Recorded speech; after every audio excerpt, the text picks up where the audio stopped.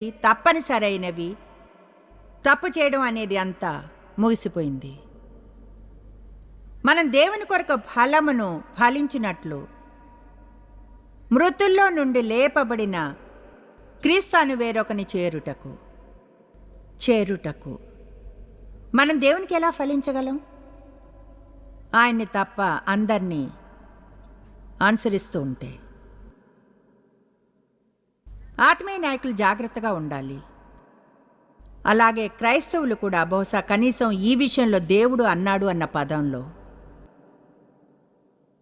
ముఖ్యంగా మీరు కానీ దేవుడు చెప్పిన దాని గురించి మాట్లాడుతుంటే అది మంచిదే అయితే మరొకరికి వారి కోసం దేవుడు అని చెప్తున్నాడు చెప్పేప్పుడు చాలా చాలా జాగ్రత్తగా ఉండాలి. అది మీ సొంత చిత్తమే కాదు, దేవుని కార్డ్ని లాగుతున్నారు దానికి విలువనివ్వడానికి.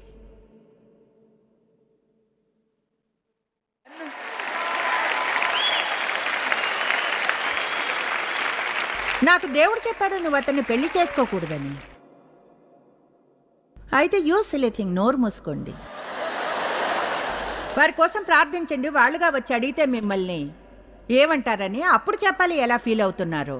అయితే తెలుసా, ఎవరో నన్ను అడిగారు, నన్ను దేని గురించో సలహా అడిగారు. అందరిలానే ఇవ్వడం ఆరంభించాను నేను కూడా. చూడండి బాబా నేనన్నాను ఏమన్నా తెలుసా, రీవైండ్ అన్నాను. విషయం ఇదే, నాకు నిజంగా తెలియదు మీరేం చేయాలో అన్నాను. దాని గురించి ఆలోచించలేదు. కొన్ని ఐడియాలు ఇస్తాను. అయితే హద్దుగీత ఏమిటంటే ఎంతమందిని అడిగితే అన్ని రకాల అభిప్రాయాలు ఇస్తారు కనుక దేవుణ్ణి అనుసరించి ఏది శాంతినిస్తుందో అది చేయండి.